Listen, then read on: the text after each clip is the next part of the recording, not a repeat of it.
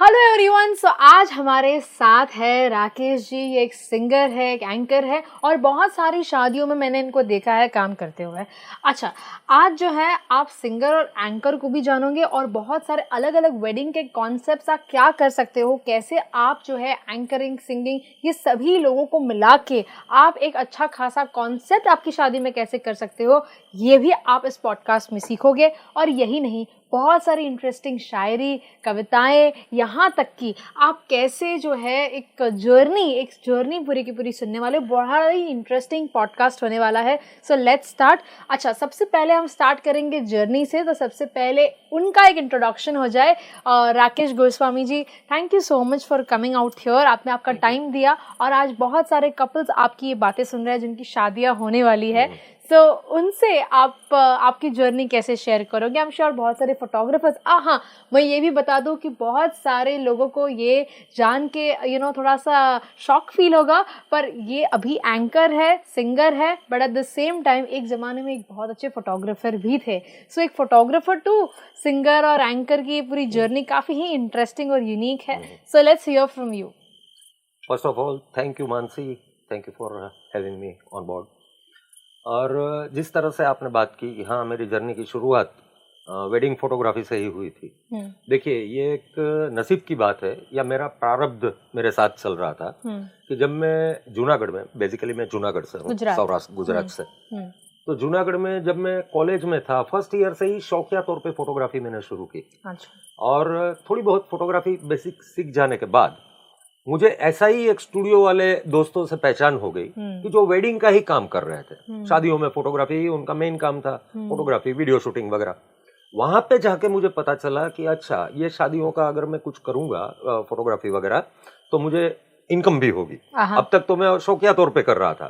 फिर वो लोगों ने मुझे एक्सपोजिंग क्या होता है ये समझाया। तो मैंने अपना कैमरा लिया और कोसिना, वो टाइम पे कैमरा चलता था, कोसिना, पेंटेक्स K1000, सब रोल वाले कैमरे, डिजिकैम तो आया नहीं था। तो वहां से मैंने शुरुआत की। 87, 88 से मैंने शुरुआत की, 1988 से मैंने शुरुआत की। और इसी तरह बस वो वेडिंग फंक्शंस मेरे साथ साथ चलते ही गए, चाहे फोटोग्राफी में कहिए या फिर धीरे धीरे 91 के बाद मैं सिंगर बना, फुल टाइम में एंकरिंग करने लगा। तो वो भी मैंने वहीं से शुरू किया, जूनागढ़ से ही। अब 96 में मैं मुंबई में आया। मुंबई में दो हुनर लेके। मुंबई में क्यों आया? हाँ, मुंबई में एक्चुअली मनोरंजन, क्योंकि दोनों भी फील्ड थे, फोटोग्राफी बोलिए या तो फिर स्टेज का काम बोलिए, सिंगिंग, एंकरिंग, दोनों के लिए सबसे अल्टीमेट जगह जो पूरे भारत में है वो है मुंबई। सपनों की नगरी है मुंबई। तो ये ख्वाब तो मेरा बचपन से था कि मुंबई जैसे सिटी में रहना है मुझे। सिटी ऑफ ड्रीम्स, यस, सपनों का शहर। तो बस यहाँ आने की ऐसी तमन्ना थी और 96 में मैं मुंबई में आया। तभी मेरे पास दो हुनर थे। एक तो मेरा निकॉन FM2 तभी कैमरा चल रहा था, और वो हाईटेक कैमरा था, अल्टीमेट कैमरा था, उसके ऊपर फिर कुछ नहीं था। तो FM2 की किट थी तब मेरे पास। तो मैं वो भी सोच रहा था कि अगर मुंबई में जाके मेरी फोटोग्राफी चल गई तो मैं वेडिंग फोटोग्राफी का काम किया करूंगा, जो मैं पहले से करता आ रहा था। और अगर मेरा म्यूजिक और ये सब चला, एंकरिंग वगैरह, तो वो, लेकिन भगवान जिसमें पहली सफलता दे देगा वो काम मैं चूज कर लूंगा, क्योंकि मुंबई जैसे शहर में दो घोड़े पे सवारी नहीं हो सकती है। इसके लिए फिर मैंने दोनों भी शुरू कर दिया। रहते रहते मुझे बहुत अच्छे अच्छे ऑर्गेनाइजर मिलने लगे। शुरुआत तो मैंने बियर बार से की थी, गाने की शुरुआत। हाँ, मैंने बियर बार में भी 4-6 महीने तक गाया, लेकिन धीरे धीरे फिर नवरात्रि आ गई, और नवरात्रि आ गई तो गुजराती सिंगर को और क्या चाहिए। तो इसमें मैं एस्टेब्लिश हुआ कि हाँ भाई, ये गुजरात से नया नया सिंगर आया है। और इस तरह मुझे चेंबूर में RK स्टूडियो ग्राउंड में मुझे नवरात्रि मिल गई, तो राज कपूर स्टूडियो ग्राउंड सीधा मिल गया, और इस तरह से पहचान होने लगी। अब गुजराती ऑर्गेनाइजर्स मिलने लगे तो मुझे पता चला कि अच्छा, लग्न गीत वगैरह के कार्यक्रम, जो हम वेडिंग सॉन्ग्स वगैरह, तो ये काम यहाँ पे इतना बड़ा है, पूरा दरिया है काम का। तो क्यों जूनागढ़ में नहीं था? नहीं, जूनागढ़ हमारे समय में, आज से 30 साल पहले, तो छोटे छोटे गाँव में मैं फोटोग्राफी करने जाता था। वहाँ कहाँ लग्न गीत और कहाँ डांडिया रास, कोई बड़े बड़े शोज नहीं, ऐसे प्रोग्राम्स नहीं होते थे। नवरात्रि में मैं गाया करता था, तो डांडिया गाना है तो भी खाली नवरात्रि में ही तभी गाने को मिलता था। आज से 25-30 साल पहले की बात है। तो इस तरह से यहाँ आके पता चला कि भाई लग्न गीत के बहुत सारे प्रोग्राम हैं, संगीत संध्या भी होती है, लग्न गीत भी होते हैं। अच्छा, फिर मेहंदी, पीठी, ये सब जो अपने में जो परंपरागत जो रीति रिवाज है उसके भी अलग अलग प्रोग्राम्स होते हैं। ये मुझे यहाँ आके पता चला। फिर मेरी गुरु मैया यहाँ पे हमारा जयश्री बेन पारेख, बहुत बड़ी organiser and singer, Jayshree ben Parekh मुझे मिले, और ये मेरा नसीब था कि उन्होंने ये सब लग्न गीत वगैरह की बुक्स मुझे दी, अपने कार्यक्रमों की कैसेट्स दी कि राकेश भाई ये रेडी करो आप। ये करते करते फिर बहुत सारे एंकर्स को मैं सुनने लगा। यहाँ हमारे बड़े भाई जैसे भानुभाई वोरा वगैरह है, उनका मार्गदर्शन मिला कि राकेश तू बोलता तो बहुत अच्छा है, लेकिन तेरे पास ये कंटेंट होनी चाहिए वेडिंग में खास करके बोलने के लिए। तो उनसे भी बहुत कुछ सीखा। और बाकी लोक बोली तो मेरी जूनागढ़ की थी, वो आप जब बीच में बोलेंगे तो मैं वो भी सुनाऊंगा कि गुजराती परंपरागत लग्न गीत में क्या बोलते हैं, ट्रेडिशनल वेडिंग सॉन्ग्स में तो कैसे तो बोलते आपको थोड़ा बहुत आइडिया था ही कैसे बोलना है। तो बस इस तरह से जर्नी मेरी शुरू हुई एज ए फोटोग्राफर, और उसके बाद फिर सीधा चेंज हो गया और मैंने एक ही काम चूज किया, वो था मेरा सिंगिंग एंकरिंग। तो फिर फोटोग्राफी मैंने बंद की और इसी लाइन में हूँ, भगवान की दया से 30 साल हो गए। सो अभी आप जो है वेडिंग्स में सिंगिंग करते हैं और मतलब लग्न गीत संगीत वगैरह करते हैं, साथ ही में आप उसमें एंकरिंग करते हैं, एट द सेम टाइम आप एक ऑर्गेनाइजर भी हैं। ऑर्गेनाइजर क्या होता है? ओके, ऑर्गेनाइजर ये होता है कि पार्टी जिसके घर पे शादी है वो सीधा हमको बुला लेते हैं कि राकेश भाई आप और आपका ग्रुप, ये बजट है और इस तरह से हमें चाहिए एक प्रॉपर बैंड जिसको हम लोग ग्रुप बोलते हैं, we are old school you know. तो हम लोग ग्रुप बोलते हैं कि आपका ग्रुप लेके आप आइए।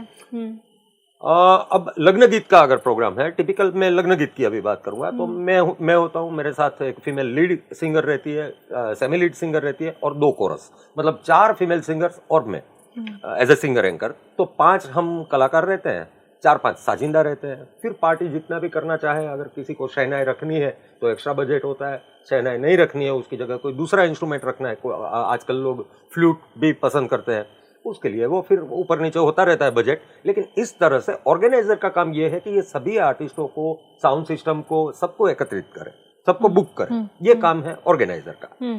तो मैं as a singer anchor and now organiser, मेरा एक खुद का बैनर है महादेव आर्ट्स मुंबई, तो मैं उसके बैनर के नीचे अपना शोज ऑर्गेनाइज करता हूँ। आप इतने सालों तक वेडिंग्स में रहे, मतलब आई गेस पूरी लाइफ शादियों में ही बता दी आपने।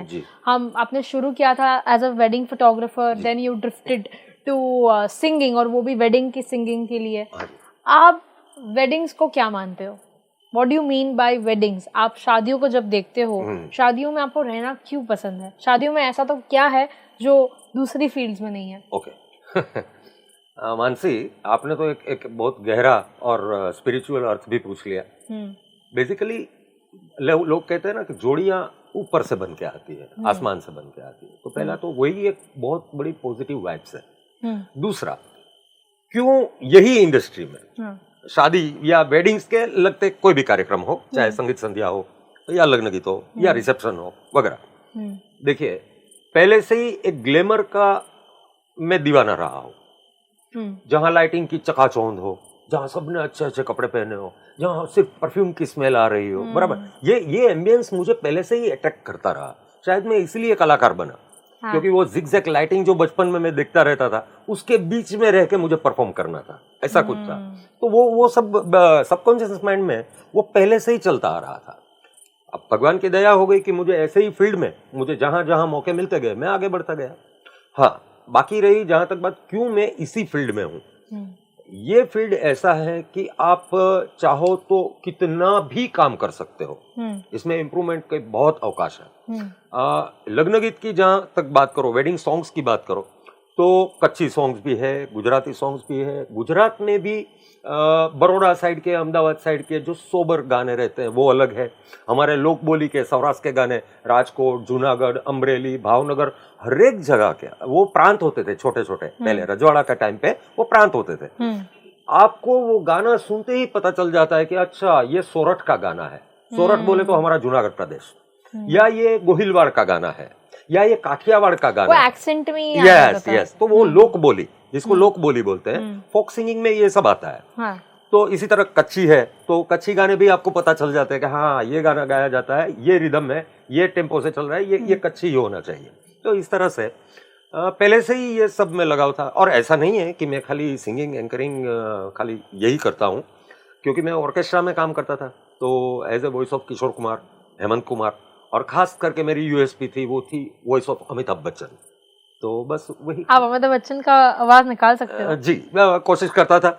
और खास हाँ, करके एक बात बताऊं, हाँ, कौन बनेगा करोड़पति में पिछले साल लास्ट सीजन में बच्चन साहब के आशीर्वाद मैंने लिए, और बच्चन साहब बहुत खुश हुए वो सुन के, कि मैंने उनको बोला कि सर जी, आज तक मैं अपने नाम के पीछे राकेश गोस्वामी वॉइस ऑफ अमिताभ बच्चन लगाता रहा हूँ, लेकिन कभी आपसे इजाजत नहीं ली। तो वो बड़े खुश हुए कि अरे अरे आप अच्छा काम कर रहे हैं, तो इसमें इजाजत की क्या। मैंने बोला नहीं सर। थोड़ा सुनाइए गाना। ओके। तो इस तरह से ये हाँ। मैं पहले ये अनुभव साझा कर लूं। तो उन्होंने शुभेच्छाएं दी, आशीर्वाद दिए कि नहीं नहीं आप बढ़िया कर रहे हैं। खास करके बच्चन साहब इस बात से खुश हुए थे कि मैंने उनको बोला, सर जी मैं आपके तो डायलॉग वगैरह हर एक फंक्शंस में मैं बोलता हूँ, मेरी प्रायोरिटी रहती है। उन्होंने मुझे पूछा, अरे आप तो गुजराती फंक्शन करते हैं, फिर भी वहां भी मेरे गाने चलते हैं? मैंने बोला सर मेरी प्रायोरिटी तो यही रहती है, ये आपका ही गाने से मैं शुरू करूँ ऐसा कुछ। लेकिन मैंने बोला मैं बाबूजी की कविताएं भी काव्य पाठ करता हूँ। तभी वो बहुत खुश हुए थे। बच्चन साहब के फादर कविवर हरिवंश। शादियों में कैसे कनेक्ट होगा वो तो मैं भी आपसे पूछूंगी, क्योंकि अमिताभ बच्चन का जो कंटेंट है वो इट्स वेरी डिफरेंट। ये क्या होता है कि बच्चन साहब के गाने तो कहीं भी चलते हैं। अभी मान लीजिए डॉन के गाने, खाई के पान बनारस वाला, ये डांसिंग नंबर है, कहीं भी चलेगा। परदेसी आए सचे पिया, आज रिमिक्स वाले और रीमेक वाले कर करके कहाँ तक कहाँ लेके जाते हैं। अमिताभ बच्चन के गाने पर उनका आवाज, हाँ ये आवाज की बात है।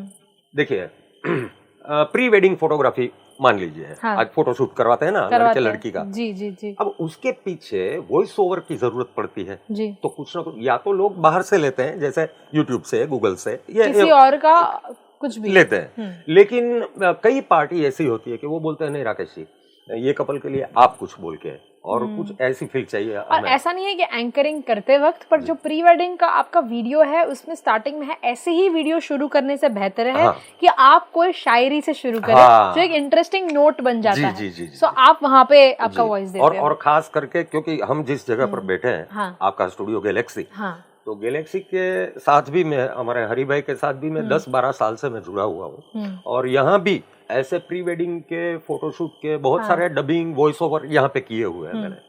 तो इस तरह अभी मान लीजिए बच्चन साहब की एक फील शायद यहाँ पे इफेक्ट नहीं है, तो वो आवाज तो शायद नहीं मिल सकती, हम एडिट कर देंगे। एक फील हम एडिट कर देंगे। ये रात है या तुम्हारी जुल्फें खुली हुई है चांदनी या तुम्हारी नजरों से मेरी रातें धुली हुई है।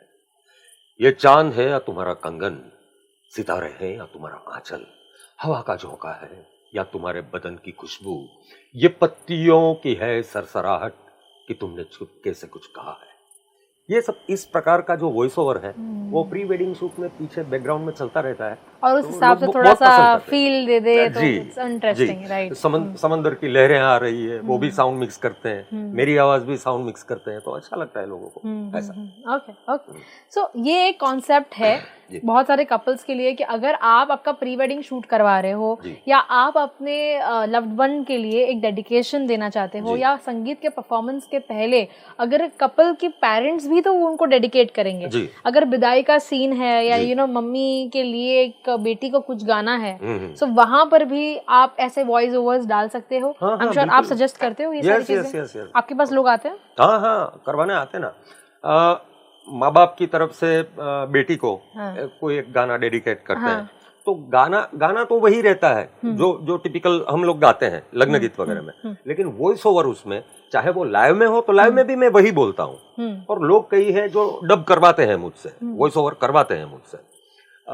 जैसा कि एक विदाई है वो माँ बाप की ओर से, ये मैं गुजराती में बोलूंगा कि समी सांझनो ढोल ढबुक्यो अने जान उगलती माले, केसरियाळो साफो घरનું ફળિયું લઈને ચાલે, પાદર બેસી ફફડી ઉઠતી ઘરચોળાની ભાત અને ધ્રુસકે ધ્રુસકે હડસેલાતી બાળપણાની बात। तो ये सब विदाई के साथ, फिर मान लीजिए एक बहन है जिसकी शादी हो रही है, उसके 2-3 भाई है या एक ही भाई है, तो भाई की तरफ से बहन को जो डेडिकेट किया जाता है, एक टिपिकल गाना है और बहुत प्यारा गाना है। मैं तो बहुत भाव से वो गाना गाता हूँ और मानता भी हूँ, कौन हलावे लिमड़ी कौन झुलावे पिपड़ी, बड़ा फेमस गाना। हाँ, तो ऐसा डेडिकेट जब हम करते हैं गाना किसी को, तो बस उसमें बहुत सारा वॉइस ओवर होता है, भाई बहन के प्यार के लिए कुछ ना कुछ बोला जाता है, फिर ये गाना। मानसी, जब भी मान लीजिए कि शादियों में हम स्वागत करते हैं, हाँ। और बाराती आते हैं और कन्या पक्ष भी आता है, हाँ। तो उनका स्वागत के लिए अगर मैं अपनी जूनागढ़ी बोली में बोलूं, तड़पदी भाषा में, हमारे सौराष्ट्र की भाषा में, तो ऐसा कहेंगे कि थंब थड़के मेड़ी हसे अने खेलने लागी जोने खाट, कि तमे साजन माजन सौ भले पधारिया, हमें जोता था तुम्हारी वाट। ये मेहमानों के स्वागत के लिए है। अब ये बोलने वाले तो बहुत है, मुंबई में भी यही बोलते हैं सभी एंकर, सुना है काफी बारी वाला। उसको एक एक लाइन को समझेगा कौन? कि नहीं, मतलब बस सुन के देखिए निकल गए देखिए, थंब थड़के क्या होता है, मेड़ी हसे क्या होता है, खेलने लागी जोने खाट क्या होता है, बाकी तो समझ में आ गया। तमे साजन माजन सौ भले पधारिया, हमें जोता था तुम्हारी वाट, हम आपका वेट कर रहे थे। लेकिन वो पहले वाला क्या था? थंब थड़के मेड़ी हसे न खेलने लागी जोने खाट। अभी इसको थोड़ा समझना पड़ेगा। बहुत सारे लोग बोल देते हैं, समझ नहीं पाते, खुद बोलने वाले ही नहीं समझ पाते, तो ऑडियंस को क्या वो समझाएंगे? थंब थड़के, जहां पे किसी की भी शादी हो, बेटे की हो, बेटी की हो, तो वहां पे मंडपारोपण किया जाता है ना, मंडप बांधते हैं सबसे पहले घर के आंगन में। यहाँ पे शहरों में तो क्या है कि फ्लैट्स में रहते हैं, वरना जहाँ टेनामेंट होते हैं या छोटे छोटे मकान होते हैं, वहाँ घर के आंगन में ही मंडपारोपण होता है और माणिक स्तंभ वहां पे रखते हैं। तो वो उसके लिए जो खोदते हैं ना, खुदाई की जाती है माणिक स्तंभ को अंदर डालने के लिए, तो उसको बोलते हैं थंब थड़के। थड़क थड़क थड़क जो धरती होती है। मेड़ियू हसे, अब वो मेड़ियू हसे क्या होता है कि एक या दो माले का मकान है, बराबर, वहां पे घर की बेटियां जो ब्याह करके पहले ही अपने अपने घर को गई है, वो सब आएगी, शादी का माहौल है तो, और हर जगह खिल खिल खिल खिल हंसने की बेटियों की आवाज आएगी। तो थंब थड़के मेड़ियू हसे, ऊपर से आवाज आएगी हंसने की, खिलखिलाने की, ये सब आवाज आएगी। और खेलने लागी जोने खाट, अब ये क्या होता है? पहला के समय में जब ये औरतें सभी घर में रहती थी, शादी के माहौल में बहुत सारी औरतें, पूरा घर भर जाता था। अब पुरुष कहाँ बैठेंगे, छोटे छोटे घर होते थे, तो पुरुष आंगन में जहाँ पे वो मंडपारोपण किया गया है, वहीं पे पहले कुर्सियों का रिवाज नहीं था, इतनी कुर्सियाँ किसी के पास थी भी नहीं, वो चारपाई पे बैठते थे, जिसको देसी भाषा में खाटलो कहिए। तो चारपाई पे बैठते थे, एक ही चारपाई पे एक चादर बिछा दी और चार मेहमान उधर बैठ गए एक साथ। तो थंब थड़के मेड़ी हसे अने खेलने लागी जोने खाट, अरे फुआ जी आए हैं, फूफा जी आए हैं, ले ले ले लो, चारपाई ले लो, चारपाई ले लो। तो खेलने लागी जोने खाट, खाट लो ढेड़ी ढेड़ी ने, वहाँ थी, अरे दादाजी आए, दादाजी के लिए खाट जल्दी खाली करो, नाना जी आए हैं उनके लिए ये करो, मौसा जी आए हैं उनके लिए ये करो। ये जो है ना, वो खेलने लागी जोने खाट, कभी खाट इधर कभी खाट उधर, इधर धूप आ गई तो वहाँ छाँव में ले लो, बराबर, वहाँ पे छाँव में ठंडी लग रही है कभी ठंडी के सीजन में, अच्छा उनको धूप में ले लो, बराबर। तो वो खाट को, वो चारपाई को हर एक जगह पर घुमाया जाता था। अब इसका मीनिंग पूरा समझिए। थंब थड़के जो खुदाई होती है माणिक स्तंभ के लिए, मेड़ी हसे जो बहन बेटियां आई है खिलखिलाती है, खेलने लागी जोने खाट, सभी मेहमानों के लिए, पुरुषों के लिए, उनका स्वागत करने के लिए चारपाई बिछाई जाती है, खेलने लागी जोने खाट, और साजन माजन तमे सब भले पधारिया, हमें जोता था तुम्हारी बात। बहुत ही डीप और अच्छा मीनिंग है, और लोग बस सुन के ऐसे, इतने सालों से मैं भी शादी का काम करूँ, मैं भी आज समझी इस सबका, मैंने भी काफी बार ये सुना है, पर वो निकल जाता है कानों से। तो यही सब गुणार्थ है इसके। देखिए, गालिब के लिए, मिर्जा गालिब के लिए कहा गया था मानसी कि यूं तो है सुखनवर और कई इस जहां में, मगर कहते हैं कि गालिब का है अंदाज़े बयां कुछ और। गालिब जो कहते थे वो और कोई नहीं बोल पाता था, स्टोरी टेलर, सुखनवर माने कथा कहनार। यूं तो है दुनिया में कई सुखनवर और भी, मगर कहते हैं कि गालिब का है अंदाज़े बयां कुछ और मैंने इसमें एक लाइन जोड़ी है, वो मैं सुनाता हूं कि सिर्फ अंदाज़े बयां ही बात को बदल देता है, सिर्फ अंदाज़े बयां ही बात को बदल देता है, वरना इस दुनिया में कोई भी बात नई नहीं होती। बातें वही है पुरानी, पण जेने तमे गुजराती में कहो कि कचकड़े मढ़ीने केवी रीते मूकवी, उसको सुशोभित करके आपको कैसे पेश करना है, वो जो अंदाज़े बयां है, उसी के ऊपर पूरा काम चलता है। ऐसा है, हर एक एंकर की अपनी अपनी स्टाइल है, हर एक सिंगर। आपकी एंकरिंग में मैंने ये देखा, मैंने काफी एंकर्स के साथ अभी यहाँ पे पॉडकास्ट कर लिया है, इतना तो मैं देख रही हूँ कि बहुत ज्यादा शायरी, शेर वगैरह बहुत है आप में। देखिए, हमारे शास्त्रों में लिखा गया है कि ब्रह्म लटका करे, ब्रह्म माने भगवान, द अल्टीमेट गॉड। ब्रह्म लटका करे, उनकी भी लीलाएं होती है। इसी तरह साहित्यकार क्या लिखता है कि शब्द लटका करे। एक ही शब्द के कितने मायने आप निकाल सकते हैं, या तो एक ही लाइन कहनी है तो उसको कितने शब्दों में आप ले सकते हैं, बराबर। वो परस्पर विरुद्धार्थी शब्द भी आप जोड़ सकते हैं, और उसके साथ साथ जो जुड़े हुए शब्द है, समानार्थी शब्द, वो भी ले सकते हैं। तो ये पूरा शब्दों का मैजिक है, शब्दों की माया जाल है, और उसको अपनी भावनाओं में व्यक्त करके शब्दों को पिरो के एक माला बना के रखना, यही हमारा काम है। आप इतनी अच्छी अच्छी बातें कर रहे हो, कहीं ना कहीं मुझे आप में ना वो एक राइटर भी दिखता है। मतलब ये जो आपने जो बोला मैं समझ गई, मुझे समझ में आ भी गया, और आपने बहुत सारे शब्द भी यूज किए, तो कहीं ना कहीं स्क्रिप्टिंग भी है। तो आपके पास लोग आते हैं स्क्रिप्टिंग करवाने? जी शादियों के लिए? जी, शादियों में भी कॉन्सेप्ट्स बनाने के लिए सब आते हैं स्क्रिप्टिंग करवाने? कैसे? देखिए, शादी से पहले संगीत संध्या होती है। हाँ। संगीत संध्या होती है, या तो पीठी और मेहंदी के जो कार्यक्रम होते हैं, या मारवाड़ी में देखा जाए तो मायरा के कार्यक्रम होते हैं। ठीक है। वहां पर मान लीजिए लड़के के कोई खास है, देखिए कोई रिलेशन ऐसे होते हैं, माँ बाप के रिलेशन, भाई बहन के रिलेशन, तो वो तो है ही बाय डिफॉल्ट है, लेकिन कोई ऐसे रिलेशन होते हैं कि जो कहा जाता है कि वो परिवार से परिवार के न होते हुए भी बहुत नजदीक से जुड़े हुए हैं। ऐसे लोगों के लिए स्पेशल डेडिकेट कुछ चीज करनी है। हाँ। तो लोग मुझे वो कहते हैं कि राकेश भाई हमारा ऐसा इतना अच्छा और गाढ़ रिलेशन है, मतलब हमारे सारे सगाए संबंधियां ये सारे लोग आए हैं। हाँ। और हमें चाहिए कि इनकी पूरी इंट्रोडक्शन हो जाए। जी। क्योंकि लड़के वालों को लड़की वाले नहीं जानते, लड़की वालों को लड़के वाले नहीं जानते, पूरा परिवार नहीं जानता। और काफी बार, ये बड़ी मजाकिया बात है, काफी बार जो लोग हैं कि ना कि किसी और की शादी में खाना खा के भी चले जाते हैं, फिर भी पता नहीं चलता है, क्योंकि एक दूसरे को, लड़के वालों को लगेगा ये लड़की वालों का है, लड़की वालों को लगेगा ये लड़के वालों का है। तो कहीं ना कहीं वो इंट्रोडक्शन सालों के बाद भी पता नहीं होता कि हम ये रिलेशन में है। सो ये इंट्रोडक्शन आप देते हो, ऐसा एक कॉन्सेप्ट है ये है। क्योंकि आमतौर पे लाइव सिंगिंग में या लाइव कार्यक्रम में हम हर किसी को समझिए कि हर किसी को चमकाते रहते हैं। अरे मामा आप आइए, नहीं मामा मामी दोनों आएंगे डांस करने, नहीं काका काकी दोनों आएंगे डांस करने, चाचा चाची आएंगे वगैरह।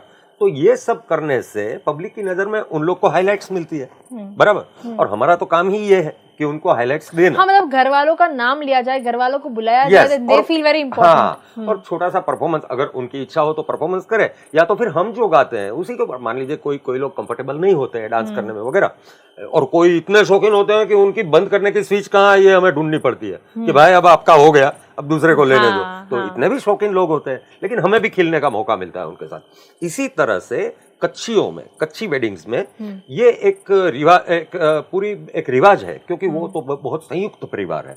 हम जो हो गए हैं वो छोटे छोटे परिवार हो गए, न्यूक्लियर फैमिली। हाँ, न्यूक्लियर, जिसको हिंदी में बोला जाता है और गुजराती में बोला जाता है विभक्त कुटुंब। तो अभी हम विभक्त हो गए, लेकिन वो लोग अभी तक पुरानी परंपरा संयुक्त परिवार, वो काका के भी लड़के, उनके भी लड़के, मतलब कहाँ से कहाँ, लेकिन बड़ा परिवार। तो कच्छियों में तो पूरा ये कार्यक्रम रखा जाता है। हाँ, उसको ओढ़खाण विधि बोलते हैं। ओढ़खाण विधि जब लड़के लड़की की एंगेजमेंट होती है, सगाई होती है, तभी एक ओढ़खाण विधि का कार्यक्रम भी हो जाता है, ताकि कहाँ कहाँ दूर दूर कौन सगे है कौन संबंधी है, दोनों भी पक्ष एक दूसरे को जान सके। तो ओढ़खाण विधि के कार्यक्रम भी हम करते हैं। ये मामा है, ये मासा जी है, ऐसे करके आप स्टेज पे लोगों को बुलाते हैं। हाँ जी, इसी तरह से। इसमें लोगों को चलो एक बार इम्पोर्टेंस लगे, तो कहीं ऐसा भी तो लग सकता है कि यार ये क्या स्टेज पे बुला रहे, बड़ा अनकंफर्टेबल कर दिया। होता है। हाँ। कई लोग बहुत शाय होते हैं, और कैमरे की तो बात छोड़ दो, लेकिन 10 लोगों के बीच में उनको खड़ा भी होना पड़ा ना, तो बहुत शर्मिले होते हैं कुछ लोग। लेकिन ऐसे लोगों को बहुत ही कंफर्टेबल फील कराना, यही हम एंकर्स का काम है। कैसे करवाओगे? हाँ, कि उनकी शर्म को हम तोड़े। अरे कैसे कराओगे? नहीं, बहुत धीरे धीरे, वो एक प्रोसेस है मानसी, पूरा जो व्यक्त नहीं की जा सकती है, वो सिर्फ वहां पे काम किया जाता है कि उनको देखे, फिर उनको कैसे आगे बढ़ाना धीरे धीरे करके, फिर उनमें कितना कॉन्फिडेंस आता है ये हम यहाँ से मार्क करते रहते हैं। और जरा भी दिखा, एक स्पार्क दिखा खाली कि हाँ उनमें थोड़ा सा कॉन्फिडेंस आ गया है, फिर हम जाते हैं उनको हाथ पकड़ के लेके आते हैं। और फिर क्या होता है, जो शाही लोग रहते हैं ना, 10 लोग के बीच में जैसे खड़े नहीं रह पाते या खड़े नहीं हो पाते, वो 10 लोग के बीच में हमारा विरोध भी नहीं कर पाते कि ये भी कैसा लगेगा, तो हमारे साथ साथ चले आते हैं। फिर उनको स्टेज पे लेके हम इतना कंफर्टेबल फील कराते हैं कि वो फिर अपनी भावना है पूरी व्यक्त करते हैं। तो यही हमारा काम है।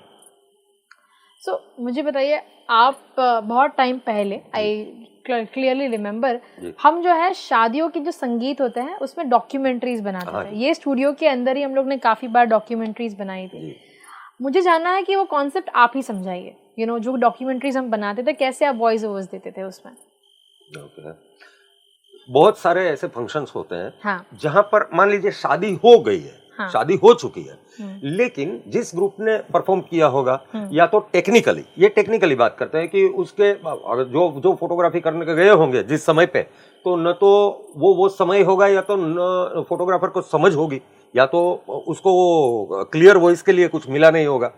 यहाँ पे क्या किया जाता है, चाहे ग्रुप कुछ भी गा रहा हो जो वीडियो कैमरे में दिखेगा, लेकिन उसकी साउंड क्लियर नहीं आ रही है, इसके लिए वो गाना रख के वीडियो में रख के तो कोई फायदा नहीं है, वीडियो खराब जैसा हो जाएगा। तो लोग क्या करते हैं कि वो वीडियो बाहर से इंपोर्ट कर लेते हैं उसके अंदर, बराबर, और वॉइस ओवर मेरे पास करवा लेते हैं, बराबर। तो वॉइस ओवर जिस तरह से वीडियो में चलता रहता है, विधि लग्न विधि चलती रहती है, उसी तरह मैं अपने स्टूडियो में भी यहाँ भी बहुत काम किया हुआ है कि मैं उसी तरह कंपेयरिंग करता रहता हूँ। मतलब आप जो है, अगर कोई शादी हम लोग देख रहे हैं, उसका ओरिजिनल वहाँ का ऑडियो या फिर ऊपर से डब किया हुआ किसी और का गाना डालने के बजाय आप जो है वो ही पूरी जो वीडियो है उसके पीछे आप बोल देते हो कि देखो ये शादी, और ऐसा नहीं है कि अभी की शादी, जमाने पहले की 25 साल पुरानी भी शादियों का आप एंकरिंग उसके पीछे करोगे, जिसकी वजह से जो है वो पूरी की पूरी वेडिंग अब बच्चों के लिए भी बड़ा इंटरेस्टिंग हो जाती है समझने के लिए। Yes Mansi, absolutely right. और इसमें भी मेरी स्पेशलिटी ये है कि वो टाइम पे जितने भी लोग दिखेंगे मुझे, खास लोग दिखेंगे, मैं पार्टी को अपने पास बिठाता हूँ, उनको पूछता हूँ कि ये कौन है, हमारे फला मामा, ओके, ये कौन है, हमारी ये बुआ, ओके, मैं सबके नाम उसमें देख लेता हूँ, और वो फिर मुझे पता है कि ब्लू साड़ी में है वो बुआ जी है, पिंक साड़ी में है वो मौसी जी है, वगैरह में बहुत अच्छा लगता है। यस। तो वो जो है फिर वही जब आएंगे, मौसी जी आएंगे या बुआ जी आएंगे, तो मैं उन्हीं का नाम लेके एंकरिंग जब करता हूँ वॉइस ओवर में, तो लोग भी सोचते रह जाते हैं कि अरे ये कौन बोल रहा है, हाँ, और ये कहाँ थे। नहीं, मैं फैमिली के पास ब्रीफिंग लेके बैठा हुआ हूँ, बराबर। तो यही लोगों को मजा आता है देखने का। और एक कॉन्सेप्ट तो ऐसा भी हम लोग ने किया था कि जितने भी, और ये अभी की शादियां, जो शादियां होने वाली है उसमें जो संगीत होते हैं, कि अगर लड़के वालों की साइड के कितने लोग हैं, लड़की वालों की साइड के जितने भी लोग हैं, जो मेन फैमिली वाले हैं, उन सभी के फोटोज कलेक्ट किए थे, राइट। हम लोग ने सभी के फोटोज दोनों तरफ के लोगों को कलेक्ट किए थे, और वो हर फोटो के पीछे हम लोग ने नाम लिखा था कि ये उसके मामा है और इसका नाम ये है, ये उनके चाचा है, इसका नाम ये है। और घर वालों के साथ साथ उनकी जो जर्नी, देखिए कपल एक दूसरे को शायद नहीं जानते, लव मैरिज है तो ठीक है, पर अरेंज मैरिज में लड़की वालों कहीं से आया है, लड़के कहीं से आए हैं, सो उन्होंने अपने लाइफ में क्या अचीव किया, कैसे वो अगर कोई फॉरेन की टूर पे वगैरह गए थे, उसकी सारे पिक्चर्स, ये सारे पिक्चर्स को साथ में लेके आप स्क्रिप्ट करते थे, राइट। ये सब कुछ स्क्रिप्ट करते थे, और ऑफकोर्स हम लोग क्लाइंट को कहते थे कि प्लीज कुछ मिस आउट ना करें, कि वापस हमें थोड़ा सा उसका पूरा करना पड़ेगा। He used to script everything, और फिर वो सारा का सारा, उनकी आवाज बहुत ही गाढ़ी और अच्छी है, वो पूरा उसके पीछे बोलते थे, और उसके हिसाब से वापस वो फोटोज को स्कैन करके हम वहाँ पे पूरा वीडियो बनाते। मानसी, ऐसा है कि जब एनिवर्सरी खास करके, अब वो तो बुजुर्ग हो गए हैं जिनकी एनिवर्सरी मान लीजिए कि 30वीं या 50वीं एनिवर्सरी जिनकी है, तो वो कपल की जर्नी कैसे रही, क्योंकि फंक्शन में तो वही दिखाना है, एनिवर्सरी शो में वो जो प्रेजेंटेशन होता है 20 मिनट का, 25 मिनट का, उसके अंदर वो कहाँ कहाँ गए, उनकी जर्नी कहाँ से शुरू हुई, कैसे उनकी शादी हुई, और फिर जीवन में कैसे उतार चढ़ाव आए। कई कपल्स के तो हमने यहाँ पर बैठ के इंटरव्यू भी किए हैं कि आपकी जर्नी कैसी रही, और कपल्स ने अपने अपने तौर पे बोला कि हम जब मुंबई में आए हमारी ये स्थिति नहीं थी, वो स्थिति नहीं थी, बेशक आज बहुत बड़ी स्थिति हो गई उनकी, लेकिन आज सुख समृद्धि है। लेकिन वो जब बोले मैं तो मजदूरी करने आया था, ये जब वडील लोग बोलते हैं ना, तो हमें भी इंस्पायर करते हैं, हमें भी बहुत बड़ी प्रेरणाएं मिलती है कि लोग कैसे कैसे मतलब माहौल में से मुंबई में आए, मुंबई में इतनी स्ट्रगल, तो कहीं ना कहीं आपकी स्टोरी भी वैसी ही थी। हाँ बिल्कुल ऐसी ही है, स्ट्रगल तो करनी पड़ती। आप इतने सालों तक वेडिंग इंडस्ट्री में रहे, आपके साथ कुछ फनी हुआ है? मतलब फनी इंसिडेंसेस तो वेडिंग में होते रहते हैं, राइट? बहुत बार, और बहुत फनी इंसिडेंट्स हुए हैं। अब देखिए, क्योंकि पार्टी के बारे में तो कुछ नहीं कहेंगे, वरना वो भी है। चलिए आपको 2-4 बातें जो सामान्य है वो बता देता हूँ। मान लीजिए हमें पहले से पंप अप किया गया है, राकेश भाई बस रेडी ना, दूल्हा आ ही रहा है, बस आप रेडी ना। और जैसे वो मुझे बोलते हैं, मैं अपने कलाकारों को न चाय पीने जाने दूं, न तो उनको कहीं वॉशरूम जाने के लिए भी टाइम न दूं, नहीं बस दूल्हा आ ही रहा है, इधर ही चिटके रहो, बराबर। अब पता चला कि धंगड़ धंगड़ धंगड़ बार बज रहा है, वो नाच रहे हैं, 1.5 घंटा निकल गया। और वो बार बार आके बोल रहा है बस अभी 2 मिनट में दूल्हा। अरे हाँ यार 1.5 घंटा तो हो गया, अब क्या 2 मिनट में दूल्हा आएगा। तो फिर ये बहुत बार होता है, फोटोग्राफर्स को भी बहुत जल्दी बुला, अरे अरे अरे अभी अभी अभी, और फिर जो है वो आता ही नहीं है। 1.5 घंटे तक हम यहाँ पे खड़े हुए हैं। और कई आपको भी अनुभव हुआ होगा कि कई इवेंट्स वाले जो रहते हैं और उनको वो अनुभव नहीं होता है कि भाई ये 4 घंटे का ही काम है इनका, जब यहाँ से शुरू होगा विदाई पे खत्म हो जाएगा। लेकिन वो लोग हमें बुला लेंगे सुबह 10 बजे, बराबर, जबकि शादी होनी है 12 बजे के बाद। लेकिन जो 2-2.5 घंटे निकालने पड़ते हैं वो बहुत बोरिंग हो जाता है। आपकी एनर्जी वहीं पे कंज्यूम हो जाती है। कोई पॉइंट ही नहीं है जल्दी बुलाने का इतना। और चाहे कोई भी हो, आप एज अ सिंगर हो, फोटोग्राफर हो, डेकोरेटर हो, सभी के साथ यही सिचुएशन हो जाती है। और बाकी रही बात आपने जो फनी इंसिडेंट की, अरे बहुत बार हमारे स्टेज पे वो जो जिसको हम देसी भाषा में लोचा बोलते हैं, जो लोचा होता है वो कैसा होता है। मान लीजिए मैंने कीबोर्ड प्लेयर को इशारा कर दिया है कि भाई मुझे एफ दे दे, ये एक स्केल है, एफ दे दे या ई फ्लैट दे दे, मैं यहाँ से गाना शुरू करने के बरोबर मूड में हूँ। अब हमारी फीमेल सिंगर्स जो है उनका मेरी तरफ ध्यान ही नहीं था जब मैंने इसको कोड बोल दिया था। वो लोग अपना समझ के जो रेगुलर लेते हैं वही शुरू कर देंगे, जैसा कोड शुरू हुआ वो लोग ने शुरू कर दिया, यहाँ से मैंने भी स्टार्ट कर दिया दूसरा गाना, बराबर। अब मैं मतलब बोलते हैं ना, गुजराती में बोलते हैं कि सुड़ी बच्चे सोपारी, सैंडविच जैसी हालत हो जाती है कि या तो इनके साथ साथ चल पड़ूं या तो उसके साथ रहूं मैं। तो इस तरह से हो जाता है कभी कभी, लेकिन बहुत ही फियरफुल हो जाता है स्टेज के ऊपर, बड़ा ही एक नर्वसनेस हो जाती है। तो वो तो चलता रहता है आर्टिस्टों में, अंदर अंदर ये चलता रहता है, लेकिन वो बाहर पब्लिक को इतना कुछ पता नहीं चलता है। फिर वो सब हो जाने के बाद जिसने गलती की थी उसकी क्लास लगाते हैं हम सब लोग आर्टिस्ट मिलकर, बाद में क्लास लेते हैं उसकी, ये क्या किया। आप मुझे बताइए, जब आप शायरियों की बात करते हैं या शेरों की बात करते हैं, आपके लिए फोटोग्राफर्स का क्या कहना है। आप फोटोग्राफर्स के लिए, जैसे आप फोटोग्राफर रहे हो, आपने इतने फोटोग्राफर्स को ऑब्जर्व किया है, आप उनके लिए क्या शेयर कहोगे। भाई देखिए मानसी, आज देखा जाए तो जिनके पास मोबाइल है, स्मार्टफोन है, उसके अंदर कैमरा तो रहता ही है। तो आज जितने स्मार्टफोन है उतने फोटोग्राफर है इस दुनिया में, समझ लीजिए। बिल्कुल। लेकिन उसमें चंद बहुत अच्छा काम भी करते हैं और छाए हुए हैं मोबाइल से भी। लेकिन जो प्रोफेशनल फोटोग्राफर रहते हैं, जो सालों से, पीढ़ियों से, अपने बाप दादा के समय से जो चले आ रहे हैं, तब तो ये सब गैजेट्स थे नहीं। मैं तो इतना मानता हूं कि भाई आदमी तो धुआं बन के उड़ जाएगा एक दिन, इस जहां में रह जाएगी तो वो चंद तस्वीरें। आप कभी भी देखो, तीसरी पीढ़ी, चौथी पीढ़ी भी एक फोटो को लगाए रखती है, जिसको अगर अच्छा फैमिली रहा उसको हार बार पहना के रखती है। ये कौन है? तो बोला हमारे दादा के भी फादर, परदादा। वो मतलब आप कितने भी बूढ़े हो जाओ, आप मर भी जाओ, पर फिर भी फोटोग्राफ्स में आप वैसे के वैसे ही रहोगे और जिंदा रहोगे। मेरे कई दोस्त थे जो, जब मैं फोटोग्राफी किया करता था, आमतौर पे क्रिएटिव पर्सन है ना या जीनियस, मैं तो क्यों भाई हल्के में भी क्यों लूं, जीनियस लोग थोड़े पागल जैसे ही होते हैं। तो कई लोग बोलते हैं अरे यार ये फोटोग्राफी के पीछे पूरा पागल है यार, ओ उसको वहां जाए तो फोटो, यहाँ जाए तो फोटो। मैं उन सभी दोस्तों को बोलता हूँ नहीं, पहले फोटो बाद में तुम लो, बराबर। तो ऐसा दोस्तों के साथ भी हमारी ये बहस चलती रहती थी, लेकिन फोटोज की बड़ी वैल्यू है, बहुत बड़ी वैल्यू है। आज तो सब लोग ये क्या होता। अच्छा मानसी एक बात बताओ, फोटो लोग पहले से खिंचवाते क्यों थे या आज भी खिंचवाते क्यों है?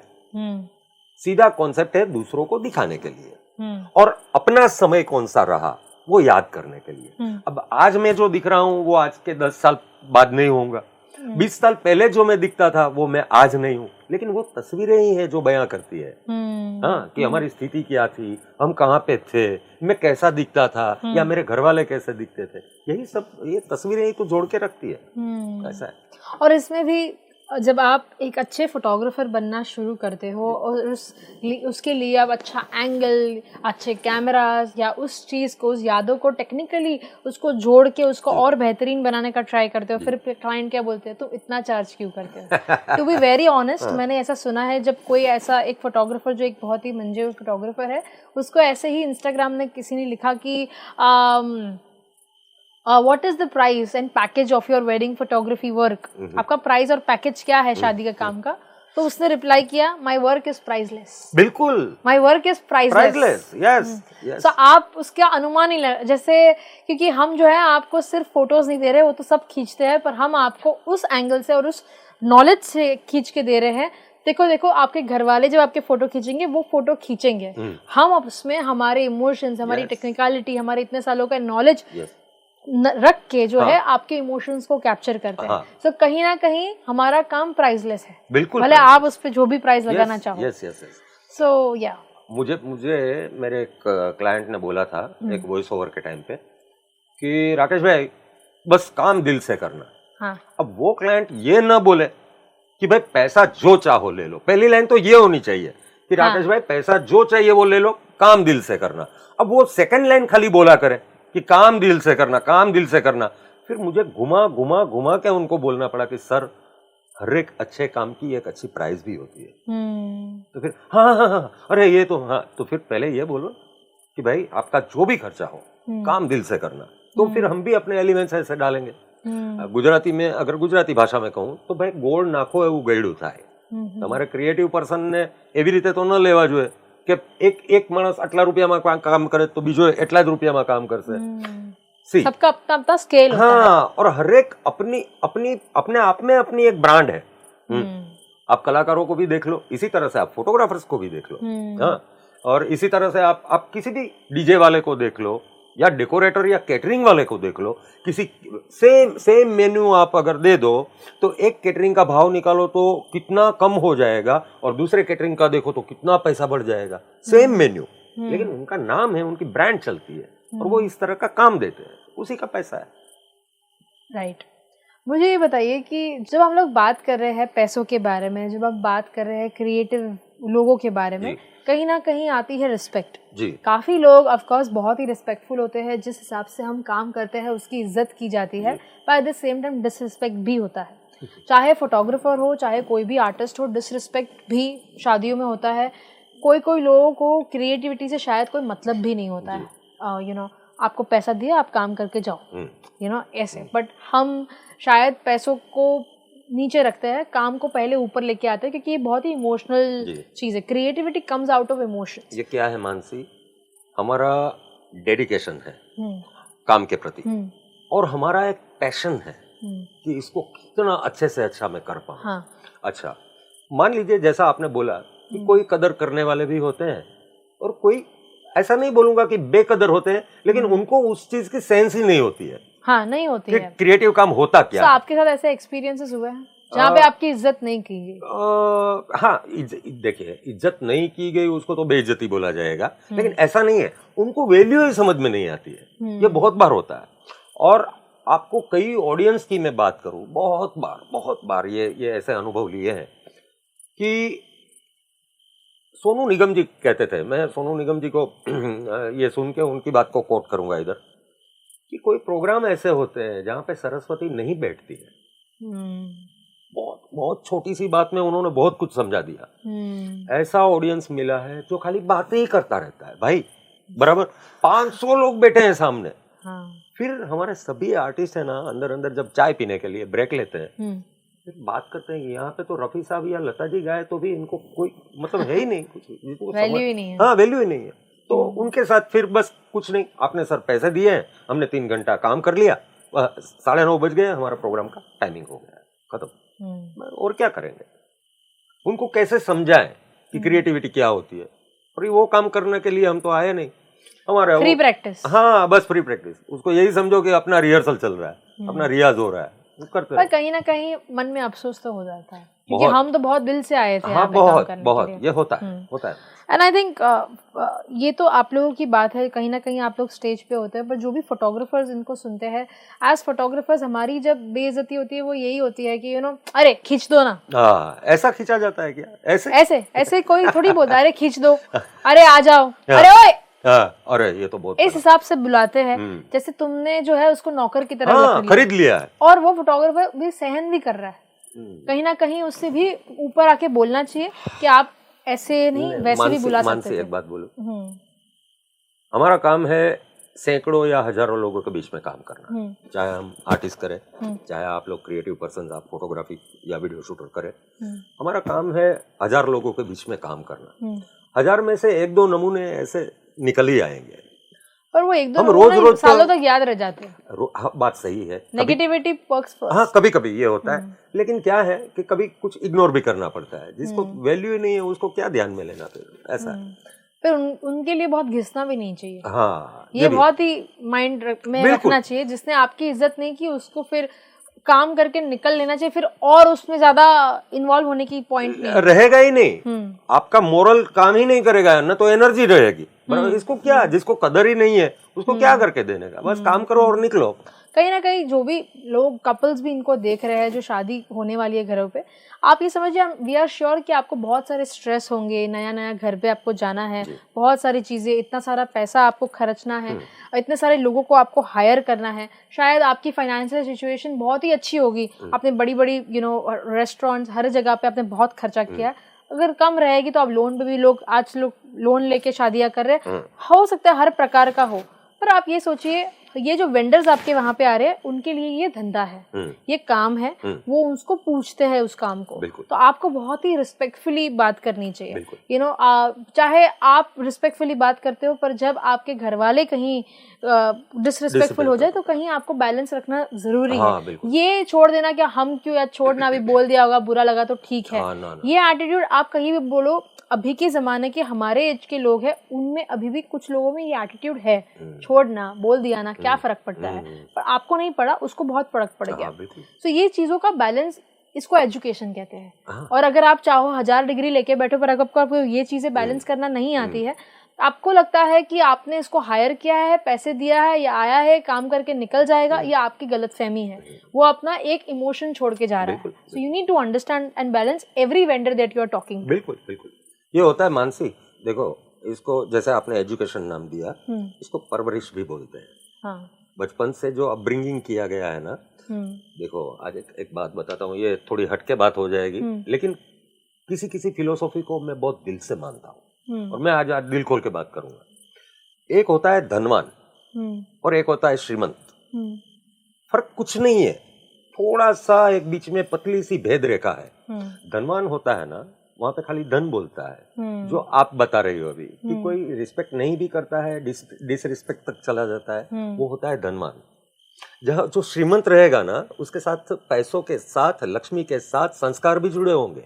वो किसी भी छोटे आदमी को अबे तबे करके बात नहीं करेगा, वो भाई साहब बोल के ही बात करेगा। कुछ टूट गया, फूट गया, मान लो वेटर से कोई महंगा वाला ग्लास, सरस्वती, लक्ष्मी और दुर्गा तीनों साथ, यस, तो वो होता है श्रीमंत। श्रीमंत उन्हीं को बोला जाता है। इनके पास खाली धन होता है, धनवान के पास वो खाली धन बोलता है, पैसा फेंक, तमाशा देख, मैंने ये खरीद लिया, मैंने वो खरीद लिया। वो बेचारे छोटे मोटे किसी आदमी को थप्पड़ भी मार दे, वो बेचारा छोटा आदमी, वेटर सरी का आदमी क्या बोल पाएगा। लेकिन अगर कुछ टूट गया, फूट गया, कोई नुकसान हो गया, बड़ा आदमी वही होता है, अरे कोई बात नहीं बेटा, छोड़ दे, अभी ध्यान रखना कांच ना लग जाए। वो खाली इतना ही बोल के उस चीज को इग्नोर कर देगा। तो ये ऐसे देखो ये फील्ड में आने के बाद हमारा काम ही ये है, लोगों को देखते रहना, ऑब्जर्व करना, और फिर उसमें से अच्छे बुरे की पहचान अपने आप हो जाती है। और बहुत सारी चीजें भी हम खुद सीखते हैं हमारे सक्सेस के लिए। बिल्कुल। आपके लिए सक्सेस क्या है? सफलता। क्योंकि आपने इतने साल इस वेडिंग इंडस्ट्री में निकाले, तो वेडिंग इंडस्ट्री में सफलता के लिए आप क्या कहोगे? सही बात है मानसी, हर एक का अपना अपना नसीब है, हर एक का अपना अपना प्रारब्ध है, और हर एक की अपनी अपनी मेहनत और दौड़ है ना। कोई अगर बहुत दौड़ने की कोशिश करेगा तो भी शायद आगे नहीं बढ़ पाएगा जितना बढ़ना चाहिए उतना, क्योंकि उसका प्रारब्ध वो नहीं चाहता है, या तो उसको जब मिलेगा तभी मिलेगा, उसका वक्त नहीं आया है। उसको जो मिलना चाहिए वो उसके वक्त के हिसाब से मिलेगा। अच्छा, रही बात सफलता निष्फलता की, तो मैं एक सूफी शेर को यहाँ पे मैं अंकित करना चाहूंगा कि मालीदा काम पानी लाना, मालीदा काम पानी लाना, मशका भर भर लावे, मालिक दा काम फल फूल लाना, लावे या ना लावे। माली का काम है बिना थके बिना रुके मशक भर भर के अपने बाग का सिंचन करता रहे, ये मालिक का काम, क्लियर, बराबर। अब मालिक का काम वो क्या है कि उस बाग में कितने फूल आएंगे, कब आएंगे, कैसे फल फूल आएंगे, वो सब ऊपर वाले की इच्छा पे है। तो सफलता निष्फलता का मैं यही आप अपना काम करे जाओ, फिर सफलता अपने आप मिल वो जाएगी। उसके ऊपर छोड़ दो, मिल जाएगी। अपने अपने हिस्से की सफलता आज नहीं तो कल हर एक को मिलनी ही होती है। I would like to add things out here. बहुत सारे लोगों को ये कंफ्यूजन रहता है, काम करते जाते हैं और फिर ये सोचते हैं कि अरे कब मिलेगी, पेशेंस टूट जाता है, टूट जाती है, बहुत पेशेंस टूट जाता है, या तो फिर किसी और की बात में बहकावे में कहीं और चले जाते हैं, डिस्ट्रैक्ट हो जाते हैं, जी। या तो फिर ऐसा सोचते हैं भगवान जैसा कुछ है ही नहीं, मेरे को ही कैसे भी करके पैसे कमाने हैं, इजी मनी के तरफ या कहीं पर भी और घुस जाएंगे जो एक्चुअली घुसना नहीं था। और लगता है कि यही काम करके क्या अभी और 4-5 चीजें करूंगा तो ही मुझे पैसे मिलेंगे। तो ये भी सारी होता है मानसी, कंपैरिजन में भी तकलीफ होती है। आप जैसा आपने बहुत अच्छा ये एक वे दिया कि भाई एक रास्ते पे अगर वो सफल नहीं हो पा रहा है तो उसकी पेशेंस वहां पे जवाब दे जाती है, बराबर। उसकी धीरज रहती नहीं है कि भाई अब क्या करें, अब चलो कुछ दूसरा पकड़ लेते हैं। ऐसा नहीं होता है। मैं हरिवंश राय बच्चन साहब की 2 पंक्तियां यहाँ पे खाली बोलूंगा कि मदिरालय जाने को घर से चलता है पीने वाला, किस पथ से जाऊं असमंजस में है वो भोला भाला, अलग अलग पथ बतलाते सब पर मैं यह बतलाता हूँ कि राह पकड़ तू एक चला चल पा जाएगा मधुशाला। एक ही रास्ते पे रहो और उसके ऊपर भरोसा करो। तो इसका मतलब क्या हुआ? बहुत ज्यादा ही वो था ना। अच्छा, टफ लगा। मदिरालय माने, देखिए यहाँ सिंबॉलिक है। मदिरालय माने बार, बार में जाने के लिए मदिरालय जाने को घर से चलता है पीने वाला, ठीक है। एक पीने वाला घर से निकला बार में जाने के लिए। अब कहां से जाऊं ये उसको मालूम नहीं है, बराबर। तो मदिरालय जाने को घर से चलता है पीने वाला, किस पथ से जाऊं असमंजस में है वो भोला भाला, ठीक है। अलग अलग पथ बतलाते सब, जिसको पूछा अलग रास्ता दिखाया, ये वहां से जा, नहीं यहाँ से जा, बराबर। अलग अलग पथ बतलाते सब पर मैं यह बतलाता हूँ कि राह पकड़ तू एक चला चल पा जाएगा मधुशाला, सीधे रास्ते पे निकल जा। मधुशाला का मतलब ही मदिरालय। हाँ, ये हरिवंश राय बच्चन साहब की जो काव्य सृष्टि है मधुशाला, उसका टाइटल ही मधुशाला। ऐसा है। Nice, interesting. I am sure बहुत सारा ये जो पॉडकास्ट था शेरो शायरी से भर चुका था। It was very interesting to know about it as well. And I am sure आपकी शादियां भी बड़े ही जो पूरी की पूरी संगीत है, पूरी की पूरी वेडिंग है, वो भी काफी इसी से भर जाएगी, शेरो शायरी से, अगर आप इनको हायर करते हो तो। अगर आपको इन सब में इंटरेस्ट है या आपके फैमिली वालों को इसमें और ऐसी चीजों को सुनने के बड़े इंटरेस्टेड ऑडियंस भी रहती है, तो अगर आपको ऐसा कुछ इंटरेस्ट है, और ऑफ कोर्स एंकरिंग और सिंगिंग तो हम लोग रखवाते ही है, पर आपका मेजर इंटरेस्ट यहाँ पर भी है, सो या ना भी, I don't know, but let's see how it goes for you. आप जो है इनको बुक करवा सकते हो शादियों के लिए। और इनका जो नंबर है, इनका इंस्टाग्राम पेज और फेसबुक पेज वगैरह जो भी सारी लिंक्स है मैंने ऑलरेडी यहाँ पे डाल दी गई है, तो आप इसको प्लीज चेकआउट करिएगा। And as photographers of course हमारी लिंक्स यहाँ पे है और डिस्क्रिप्शन बॉक्स में भी है। अगर आपको ये वीडियो पसंद आता है तो लाइक कीजिए, सब्सक्राइब कीजिए और शेयर कीजिए सभी उन लोगों के लिए जो लोग शादी करने वाले हैं। Thank you so much everyone. See you soon. Thank you.